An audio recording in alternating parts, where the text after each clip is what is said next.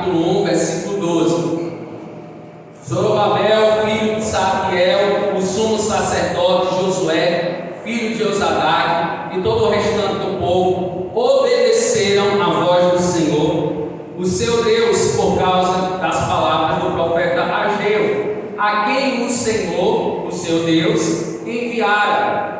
E o povo temeu o Senhor. Então Ageu, o mensageiro do Senhor, trouxe esta mensagem do Senhor para o povo: eu estou com vocês, declara o Senhor. Assim o Senhor encorajou o governador de Judá, Zorobabel, filho de Salatiel, e o sumo sacerdote Josué, filho de Josadaque, e todo o restante do povo. E eles começaram a trabalhar no templo do Senhor dos Exércitos, o seu Deus, no 24º dia do mês, do sexto mês, do segundo ano do reinado de Dario. Até aqui, mantenha a sua Bíblia aberta, curva a sua cabeça. Pai, no nome do teu Filho amado Jesus, nós estamos aqui, ó Pai, reunidos, ó Pai, te cultuando em comunhão, em adoração aqui. E nesse momento pedimos a tua graça na ministração da tua palavra,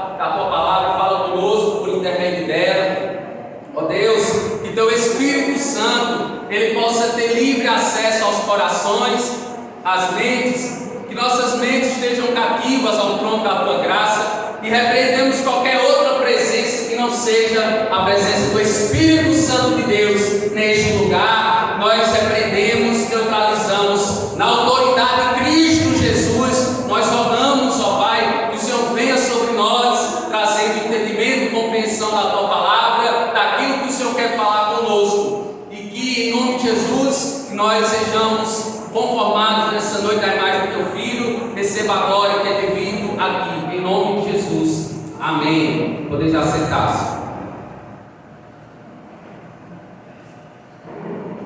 Meus amados irmãos, nós estamos diante de uma profecia dada a Ageu, um homem que viveu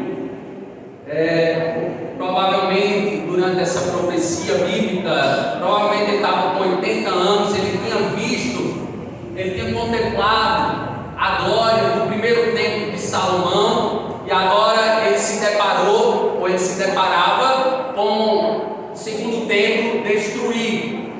Como sabemos, Jerusalém ela foi sitiada, ela foi saqueada, e o segundo templo, o primeiro templo, melhor dizendo, ele foi destruído. Aqui o cenário é do primeiro templo destruído, da cidade de Jerusalém destruída, e aqui Deus dá uma palavra para Ageu. E segundo o reverendo Hernando Dias Lopes, a fé não é cega, pois está edificada sobre Deus. Por isso a fé não discute, apenas obedece. Abraão foi chamado o pai da fé, e ele demonstrou, meus amados, essa verdade em sua vida. A fé em Deus é provada pela obediência. Não somos o que falamos, nem o que sentimos, somos o que fazemos.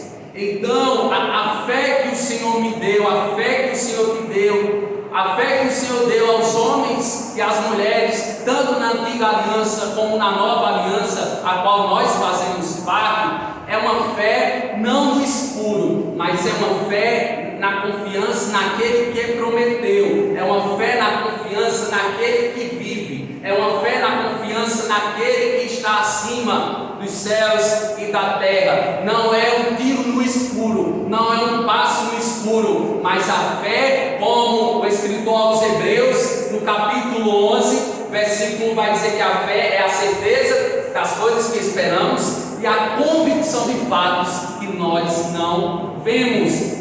Os cristãos, o crente, ele é desafiado hoje a viver pela fé. Então você e eu, nós somos encorajados, incentivados hoje a viver pela fé. Não viver segundo a ótica humana, não viver segundo a nossa vista, não viver segundo aquilo que a gente vê e contempla com os nossos olhos, mas você e eu somos chamados a viver como Abraão. Gênesis 15, versículo 6. Abraão creu no Senhor e isso lhe foi creditado ou imputado como justiça. Sabemos a história de Abraão. Ele saiu da sua terra natal, para ir para uma terra que Deus lhe daria, lhe mostraria. Ele saiu do Ur dos caldeus e agora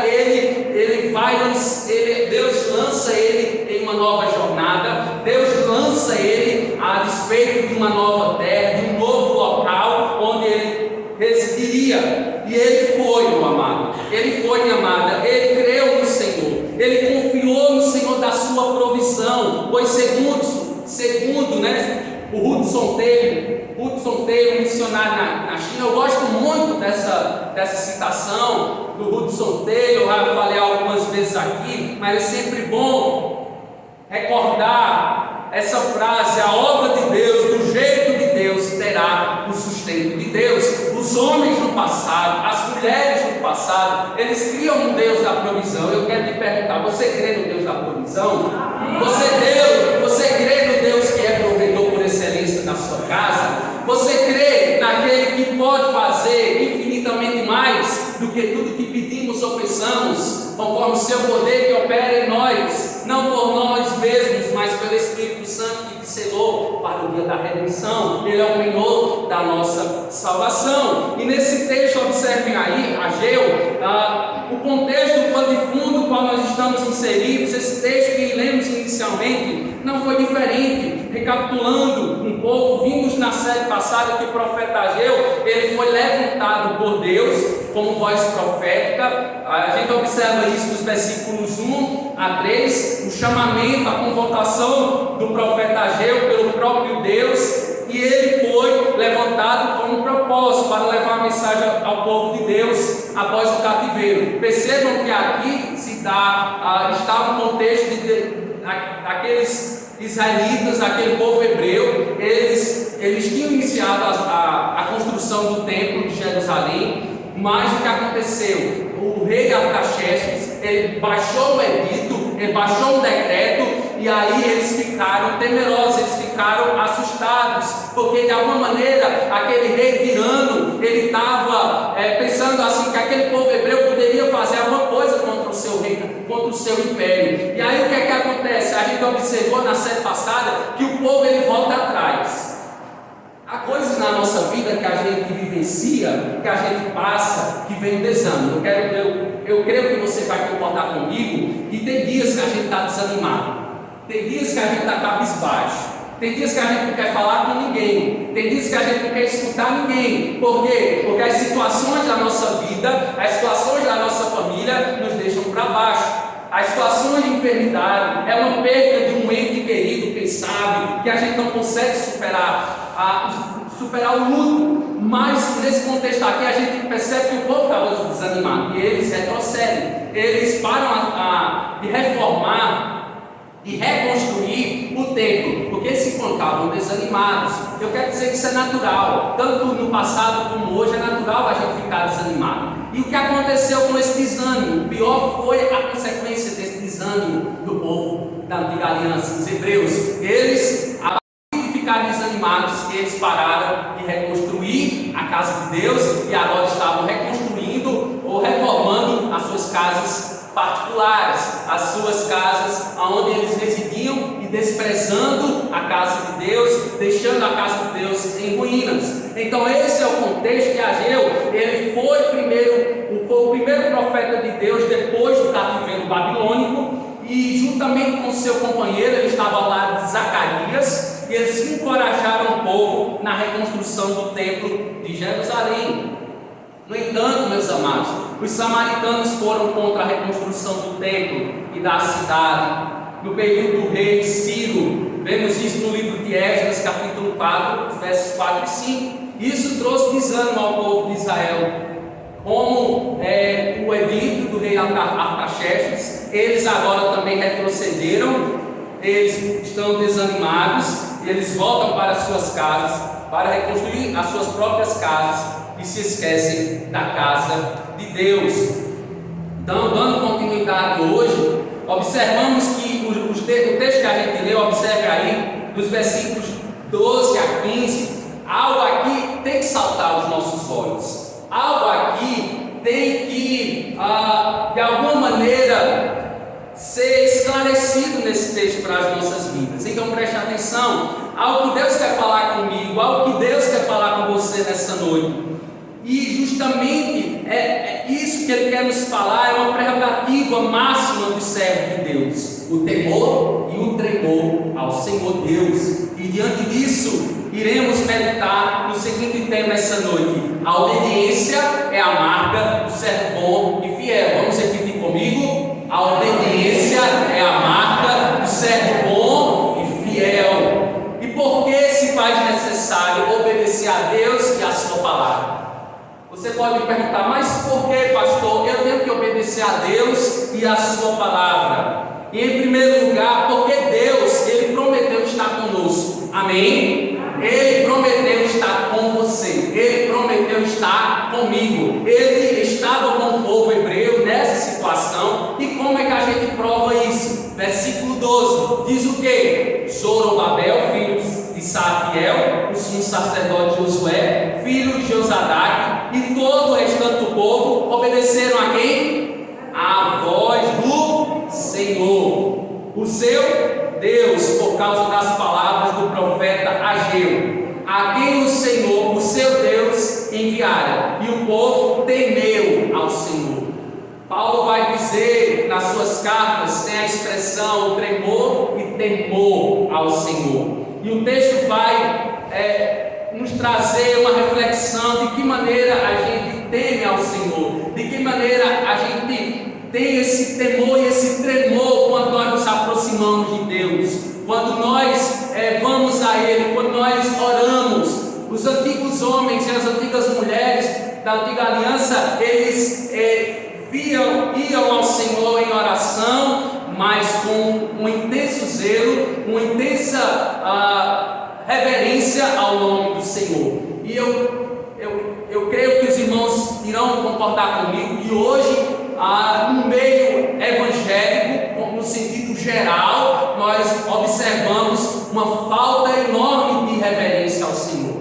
Uma grande barreira hoje tem se colocado, tem sido um empecilho na adoração ao Senhor, porque Deus é Espírito, e importa que seus adoradores o adorem em Espírito e em verdade, mas é segundo o mandamento do Senhor, não é segundo o que eu acho, não é segundo o que eu acredito, mas existe um manual, existe uma regra que tem que ser estabelecida para que Deus receba a adoração, e Ele quer mais do que a sinceridade em nossa adoração, Ele quer mais do que a sinceridade nas nossas palavras, Ele quer que nós estejamos respaldados biblicamente, segundo a sua palavra, numa vida de adoração, como sacrifício vivo e agradável ao Senhor. Assim nós prestaremos a Ele o nosso culto racional, com um aroma suave às suas narinas.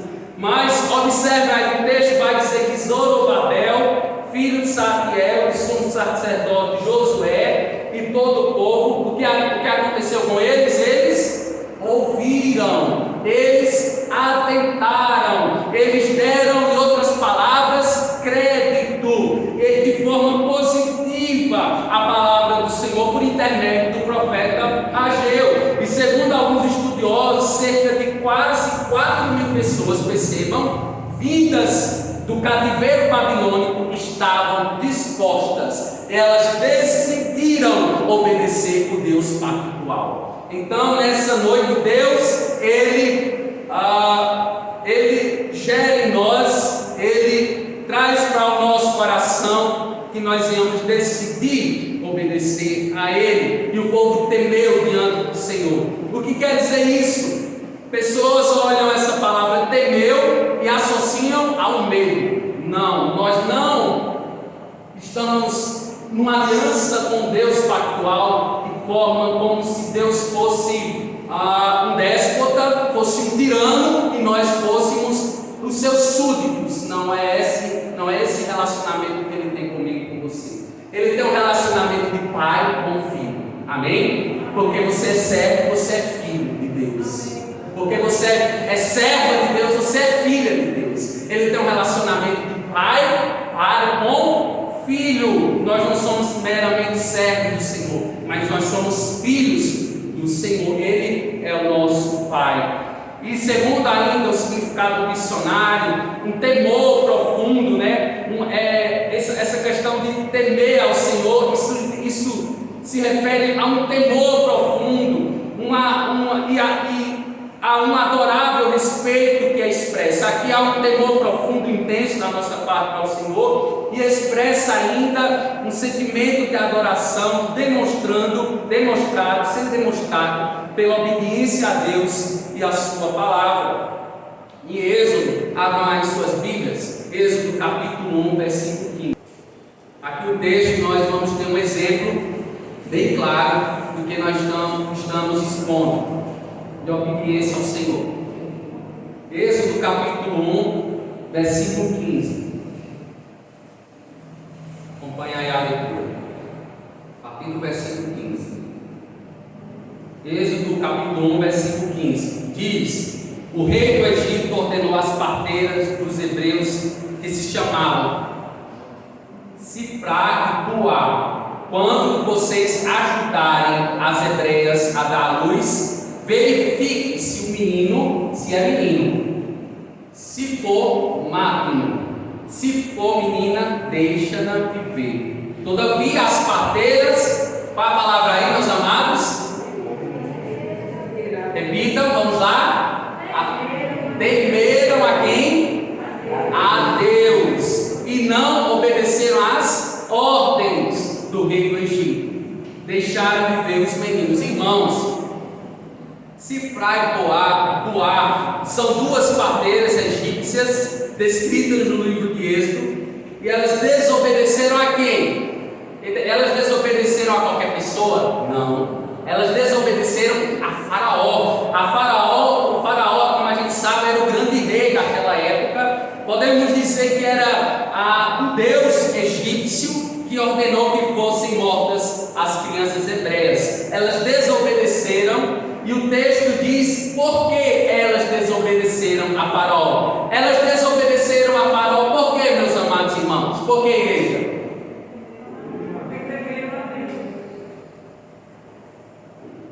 De forma explícita, o texto está dizendo aqui, está declarando que elas desobedeceram a Faraó porque elas temeram a Deus. Elas, porém, temeram a Deus. Assim, a gente pode dizer que a coragem do crente, a coragem do cristão, ela vem do temor a Deus, que por sinal é o princípio da sabedoria. Como diz Salomão em Provérbios capítulo 1, versículo 7, o temor do Senhor é o princípio do conhecimento, mas os insensatos desprezam a sabedoria e a disciplina. Porque a parte B desse versículo diz, em outras palavras, diz que o tolo, o nécio, o insano, aquele que é louco, não teme a Deus. O salmista no Salmo 14, versículo 1, diz para o insensato e o tolo, no seu coração, ele verbaliza isso para o seu coração: Deus não existe.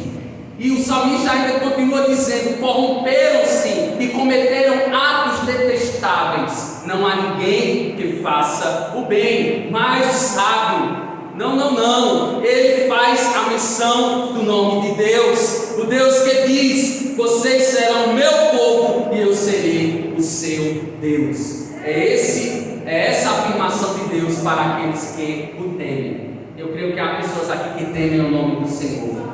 E essas pessoas, para estas pessoas, Deus fez uma aliança de vida, uma aliança de vida eterna. E para estas pessoas, Deus diz: vocês serão meu povo e eu serei seu Deus.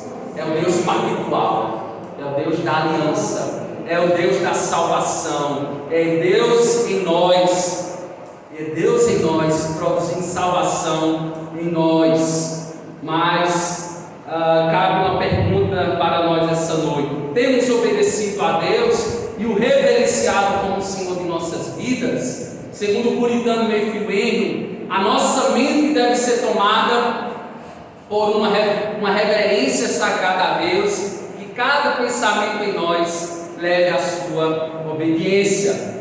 O que deve ocupar os nossos pensamentos, a nossa mente, são as coisas que provêm do alto, que provém do Altíssimo, que provém da majestade do ser de Deus, e essas coisas, elas vão gerar em nós obediência, vão gerar em nós temor e tremor, e para que possamos reverenciar o nome do Senhor. Observe o versículo 13. Versículo 13, voltemos para o texto, Ageu capítulo 1, versículo 13.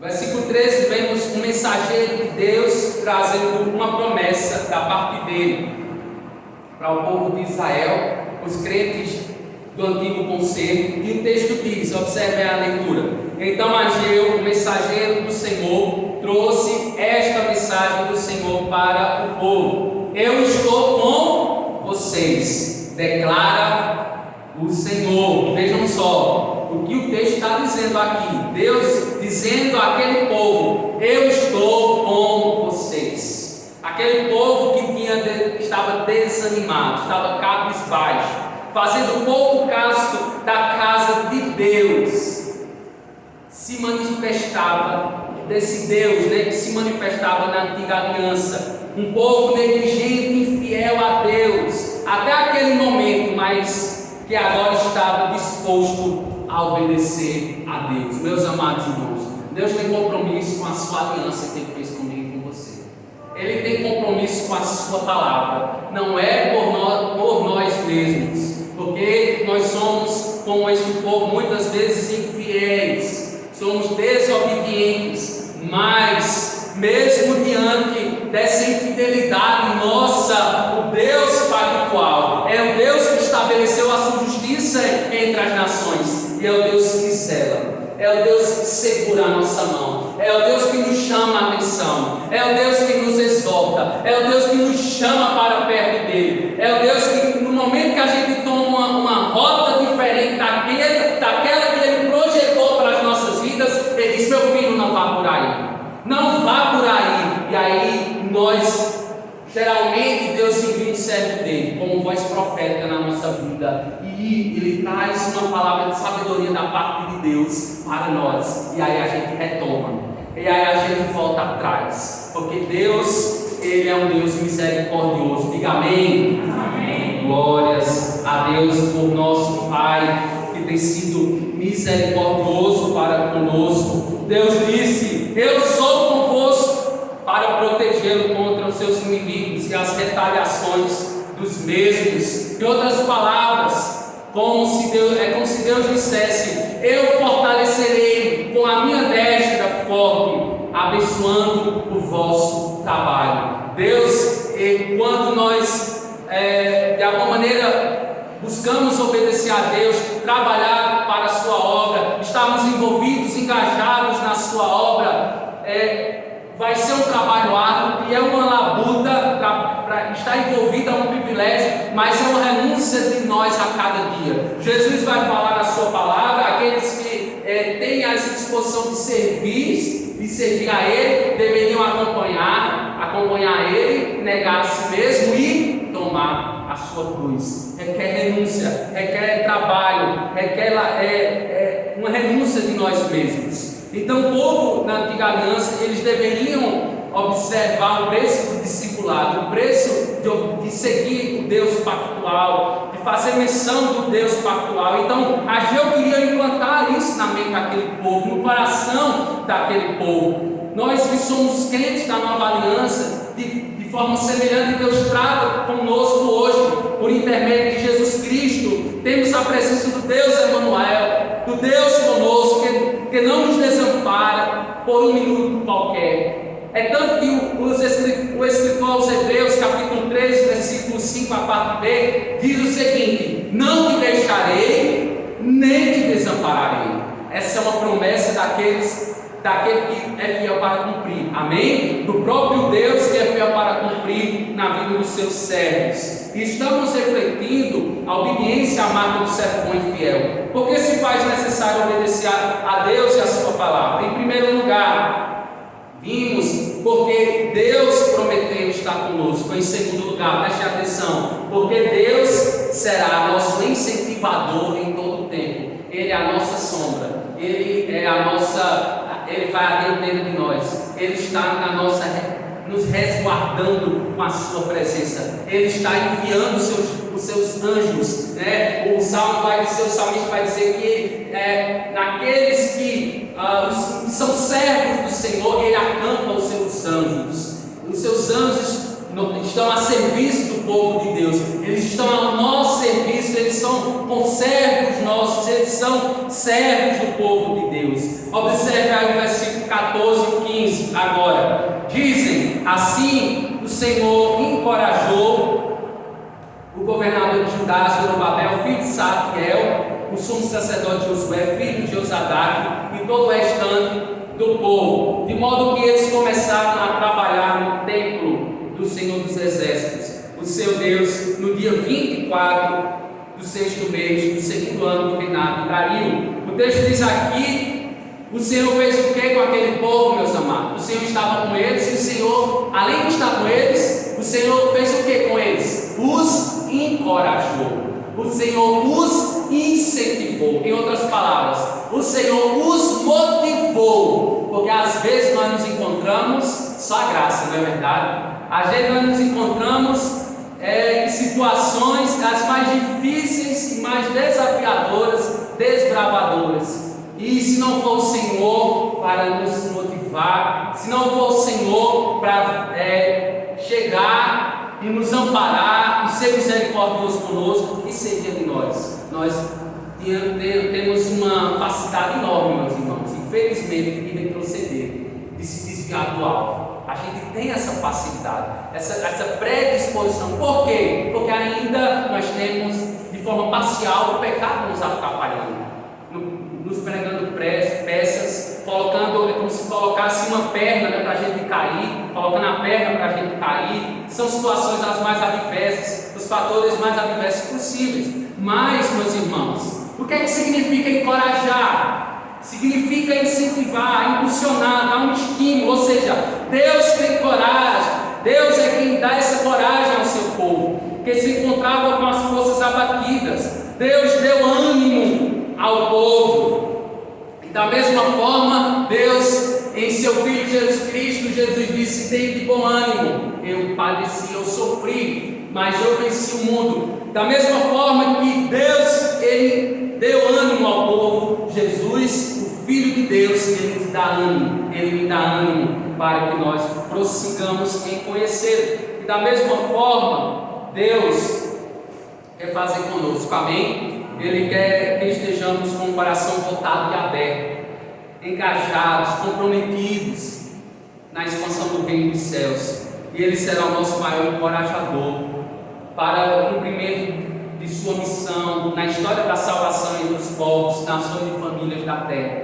E para refletir, você se considera um servo bom e fiel? Reflita com você mesmo. Irmãos, ser um servo bom e fiel é demonstrar a bondade e a fidelidade de Deus em sua vida. Você tem demonstrado a bondade e a fidelidade do Senhor na sua vida? Lamentações de Jeremias, capítulo 13, versículo 23, vai dizer que as misericórdias do Senhor são a causa de não sermos consumidos. Grande é a sua fidelidade.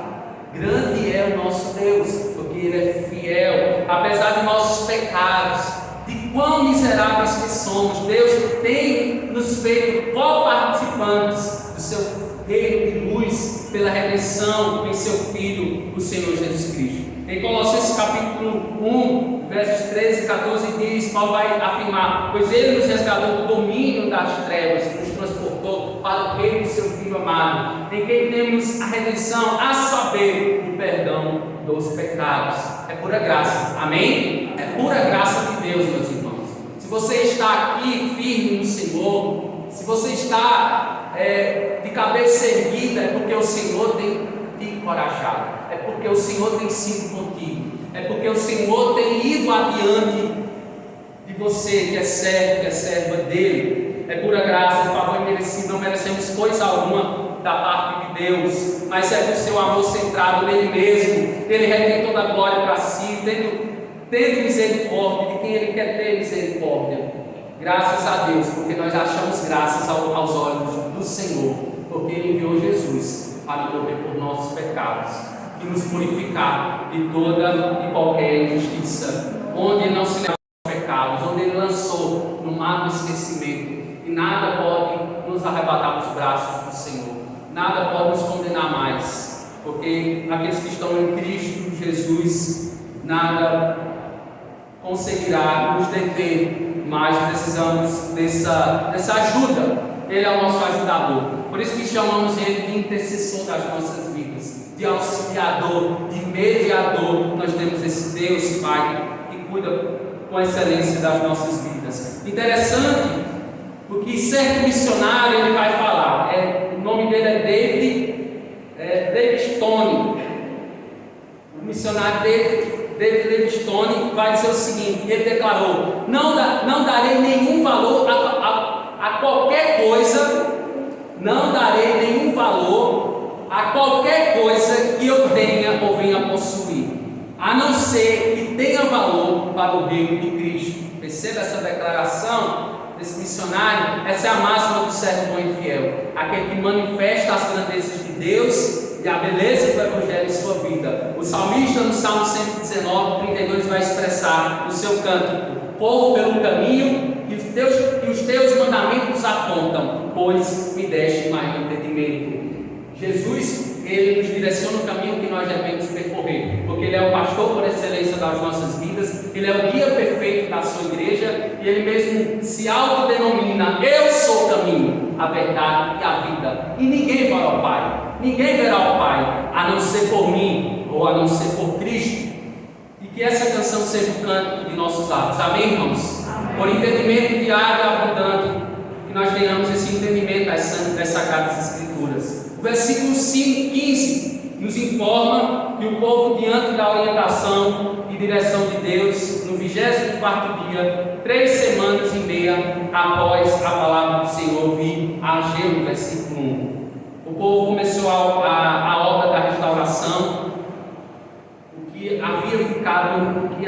Essa obra de restauração que havia ficado em ruínas durante 70 anos, durante o cativeiro babilônico. Aqui retiramos um princípio importantíssimo para as nossas vidas: não tome nenhuma decisão em sua vida por decisão própria, sem consultar o Senhor, o Deus da sua vida, em primeiro lugar. Amém? Explica para nós que a tomada de decisão nós fazermos consulta ao Senhor. Amém? Consultar somente ao Senhor. Tem tantas pessoas que consultam tantas outras pessoas, consultam até mortos, consultam entidades, mas essas pessoas elas perdem tempo, porque essas entidades, os mortos, como a gente sabe, Hebreus capítulo 9, versículo 27 vai dizer: quando nós morremos, há uma sentença